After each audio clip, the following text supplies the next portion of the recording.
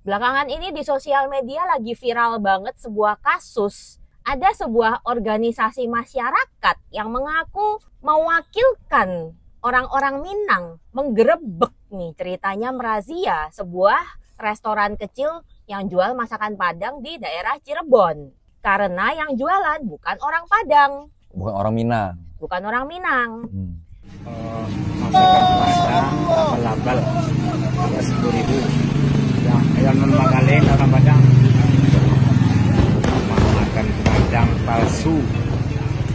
Viral rumah makan Padang di Cirebon dirazia, diduga gegara pemiliknya bukan asal Padang. Beredar di media sosial sebuah video yang memperlihatkan razia terhadap rumah makan Padang di Cirebon, Jawa Barat.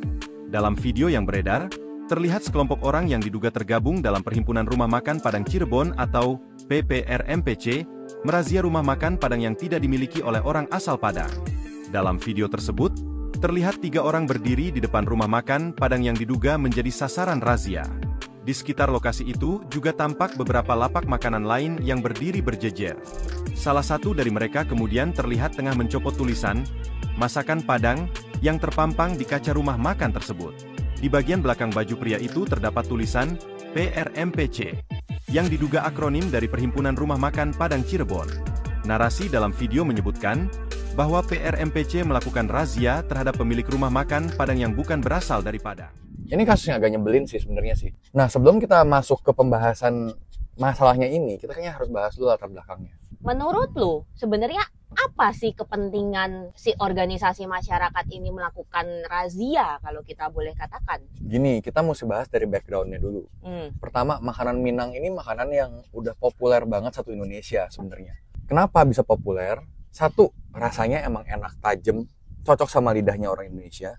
Kedua, pedas. Pedas itu ya kita tahu semua orang Indonesia suka pedas. Betul. Ketiga, emang ada sejarahnya di mana makanan Minang ini diturunkan secara turun-temurun. Nah, kita kan tahu ya, orang Minang itu kan sangat meng-embrace budayanya, orangnya sangat prideful banget sama budayanya sendiri. Jadi boleh kita bilang kayak masakan Padang ini sebenarnya bagi mereka tidak hanya sekadar masakan, tetapi udah jadi jati diri. Identitas. Yes, Ya. udah jadi identitas mereka. Nah, untuk sebagian orang, emang ada yang nggak suka di mana, contoh deh, kita makan sesuatu, enggak nih, ini bukan yang otentik nih, bukan yang originalnya, rasanya kayak begini. Betul. Dan emang udah ada pergeseran sedikit. Nah, hal ini yang membuat orang Minang mungkin ngerasa bete, di mana banyak masakan Padang emang yang rasanya udah bergeser.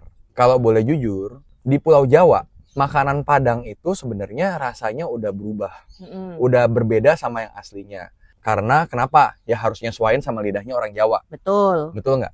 Otomatis mereka mungkin merasa terganggu. Mungkin.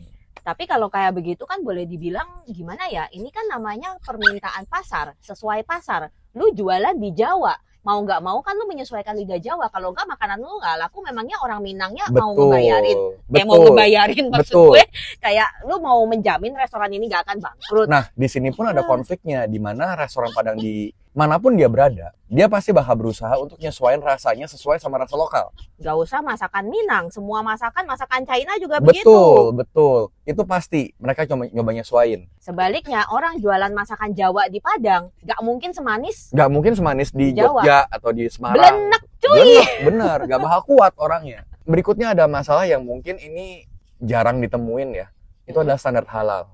Tetapi kalau yang di razia kemarin di Cirebon, Bukan ini masalah halal. bukan masalah halal. Nah, Karena dia jualnya memang standarnya standar Padang. Standar Walaupun Padang. mungkin yang jualan bukan orang Minang, tapi Betul. orang Cirebon. betul. Nah, cuma kan gini ya, kita harus ingat orang Minang itu udah menjadikan budayanya mereka dan agama tuh jadi satu. Tapi yang jualan di Cirebon kan Islam juga. Nah, itu dia masalahnya, pernah ada kasus kan dulu rendang babi, ingat gak? Betul. Nah, itu yang mungkin mereka takutkan. Mungkin. Padahal itu viralnya setelah orangnya tutup. Orangnya tutup. Dan Dia udah bangkrut baru viral. Dan kalau mau ngomong mah yang bikin rendang babi masih ada-ada aja sebenarnya. Cuman nggak digede-gedein aja sebenarnya. I mean kayak babi direndam juga sebenarnya nggak cocok, dagingnya hancur Pak. Kurang enak. Dengar-dengar nih ya ini katanya ya, si ormas yang ngerazia kemarin itu sebenarnya dia juga buka restoran Padang dan harganya dia satu porsi itu 15.000, sedangkan saingannya jual cuma 10.000. Nah, ini yang Jadi makanya mereka jadi konflik. kalah laris. Ini yang makanya gue bilang ya, ujung-ujungnya sebenarnya masalahnya duit. Ini kalah saingan. bisa macam-macam, bisa kalah saingan, bisa namanya ormas ya, kita tahu lah ya ormas di Indonesia kayak gimana, ujung-ujungnya gimana ya gue nggak mau nyebut. Tapi kalau lu mau tahu ya Nick ya, sebenarnya banyak juga dampak negatifnya dari penggerebekan ini. Ada beberapa restoran yang udah ditempelin stiker, kan abis digerebek misalnya, oh orang Minang asli nih. Restoran asli Minang ada stikernya. Pembelinya malah berkurang loh. Malah berkurang. Ada satu warung yang dia ngomel kan di Twitter setelah pasang stiker itu pembelian itu turun sampai 80% lebih. Betul. Akhirnya dia copot. Betul, karena orang bete. Orang nggak peduli sebenarnya. Lu mau orang Minang kayak, lu mau orang Arab kayak, orang Papua kayak, yang penting enak sebenarnya. Dan satu lagi, toh yang beli kebanyakan orang Jawa, bukan orang Minang. Betul sekali.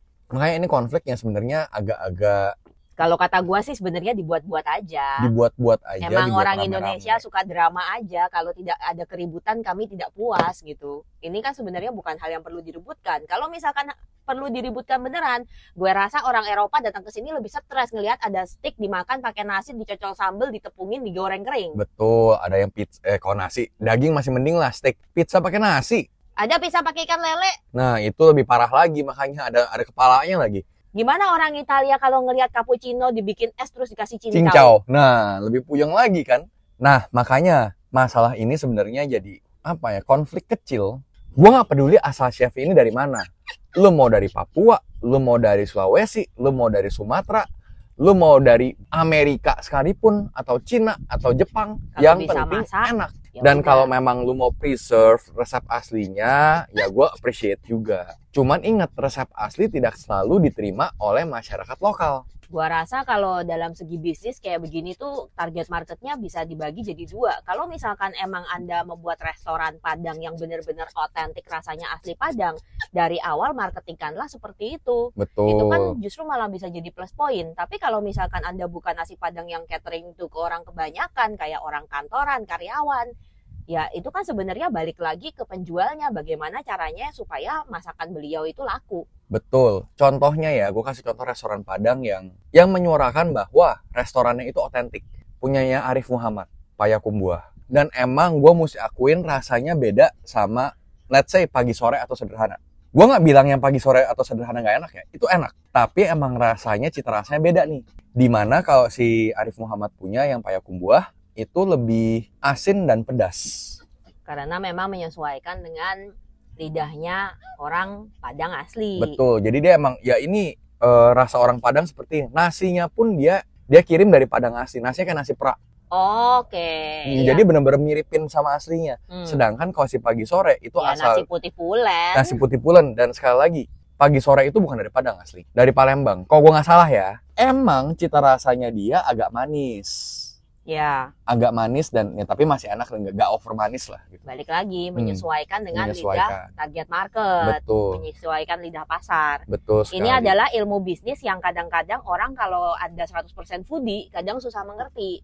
Anda yang penting itu adalah otentisitasnya segala macam, belum tentu masuk ke pasar. Kalau foodie yang terlalu idealis atau Betul. chef yang terlalu idealis. Kalau yang nggak idealis mah fuck it, yang penting laku gitu kan. Cuan number one. Cuan number one. Dan ini nggak bisa disalahin. Nah, jadi sebenarnya ya nggak perlu dipermasalahin lah. Yang jualan tuh orang mana, dan saya minta kalau boleh ya ormas-ormas Minangnya itu udahlah ngurusin yang lain. Restoran Padang tuh orang cari makan doang, orang cari uang. Dan banyak loh restoran Padang kecil-kecil itu ternyata rasanya lebih enak daripada pagi sore dan sederhana kayak gitu. Jadi jangan dipersulit rezeki orang. Tapi kalau misalnya kayak lu bilang tadi kasusnya ya, dia ternyata punya persaingan bisnis, dia jual 15.000, musuhnya jualnya 10.000 gitu misalnya. Ya lu cari supplier yang lebih murah lah, atau cuman lu kurangin dikit, jangan serakah. It's business, man. Jangan membuat kita yang penikmat makanan jadi ribet. Tapi ini adalah sisi lain dari manusia. Tidak semua manusia itu mempentingkan fairness. Itu sesuatu yang susah didapatkan di dunia ini. Betul. Jadi kasus seperti ini pasti akan selalu ada. Cuman harapan gua sih untuk yang nonton video ini kalau bisa jangan ditiru caranya. Betul sekali, jangan ditiru ya Dek, jangan. Kalau mau bersaing bisnis tolong yang sehat. Yang Kalau sehat misalkan aja. kamu berusaha masakannya enak, orang juga pasti tetap akan datang kok, tenang aja. Apalagi kalau murah, rame pasti. Percayalah, usaha tidak akan mengkhianati Hasil. Betul sekali. Dan episode kali ini adalah bagian dari Tasting Indonesia Kalau kalian suka video ini, jangan lupa like, comment, subscribe, dan share video ini ke seluruh dunia. We're gonna see you on the next video. Bye-bye!